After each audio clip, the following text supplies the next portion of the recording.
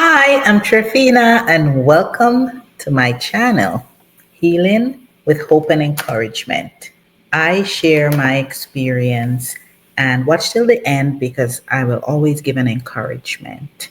If you like this video, don't forget to share it. You can also subscribe and like. And if you can relate, drop some notes in the comments. So it was 6:30 a.m. one morning. I walked to peek on in my children's rooms as they slept. Then I returned to my room and continued my reading and devotion. Then attempted to return the books to my bedside table. I was unable to complete that activity. I was having difficulty moving. As a nurse would, I started to triage myself. What could this possibly be? I yelled out to get the attention of my 13-year-old child, who was still drowsy because it was a summer morning. And I told her a bunch of nursing stuff to do, then also to call 911. What could possibly be happening? And there you have it. Our lives changed suddenly and drastically. I had sustained a cortical venous thrombosis, which was a little vein was in my brain that formed a clot, and then that caused a subsequent bleeding. So I had a brain bleed, aka a hemorrhagic stroke. The next thing I knew, I was surrounded by emergency personnel who were doing their assessment, put me in their transportation, whisked me off to the hospital in an emergency room, to CAT scan, to MRI, intensive care unit. Never during this time, though, was I not surrounded by a full team of healthcare professionals. And maybe I am biased, but I think they're angels. Maybe because I'm a nurse too, but I was proud to be a healthcare worker, knowing that we take care of people in their worst. And my healthcare team assured me that they were going to take good care of me, and they did. So healthcare workers are still my heroes. After 6 days in the hospital and almost 4 weeks in the rehab, then I came home to a long road of recovery for my physical recovery.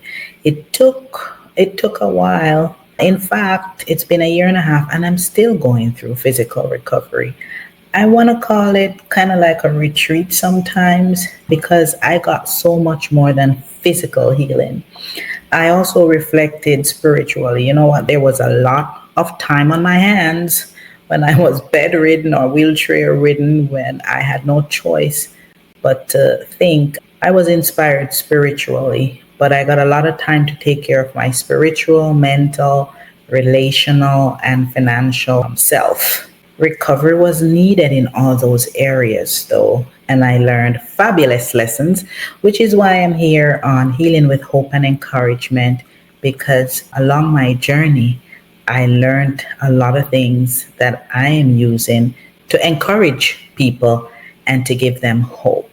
So I have decided to share these lessons so that you can realize that the challenges may be different, but the lessons are the same, and they can be shared, and they're eye openers, and they're sometimes can be physical effective conduits for change, for a change in my behavior, for a change in your behavior. So for today, I'm going to talk about a question that kept coming back to me during my recovery.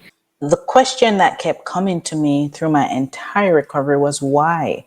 That question was asked a lot. Why did this happen? Would I have died early? Did I put everything in place for my children to be okay?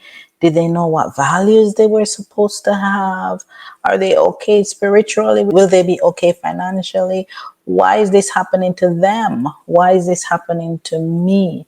Why was a question the doctors were asking too, because I was not that typical type of stroke that was caused by hypertension or bleeding disorders or a heart arrhythmia, so that through clots. So now they wanted to know why. And so they did their workup. They just finished a year and a half after and can't tell me why. They told me my stroke was unprovoked. So why is still out there, right? With a stroke, it is essential to find out why, because When you find out why, you can give the proper treatment to prevent a future one. Okay? So, what do you do when you can't get your why answered? You just look at another question. What? I cannot change the past. So I say my serenity prayer, which is, God, grant me the serenity to accept the things that I cannot change, the courage to change the things I can, and the wisdom to know the difference. So now I ask, what? What have you learned from your situation? What have you learned from the situation that you're in? What have you learned about God through this? What have you learned about other people? What have you learned about recovery? What have you learned about your strength?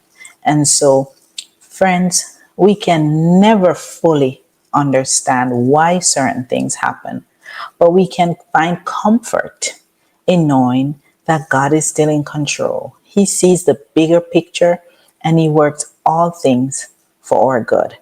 Proverbs 3 verses 5 and 6 says, Trust in the Lord with all your heart and lean not to your own understanding. In all your ways, submit to Him, and He will make your paths straight. The verse encourages us to trust God wholeheartedly, even when we don't understand the reasons behind our circumstances. But submitting ourselves to Him and acknowledging His sovereignty, we can find peace in that. And we can find assurance that He will guide us through on our path of healing and restoration. So be encouraged today that He knows and God is in control. And that's my encouragement for today. If you like, or if you see someone that you could share this with to encourage them, go ahead and share it. Go ahead and become a subscriber and put in the comments if you want to hear any specific story about how I overcame an experience while I was recovering, or anything that you may want to ask with regards to my injury, or anything that you want me to encourage you on. Go ahead and put that in the comments. But be encouraged today that He is sovereign and He is in control. Bye now.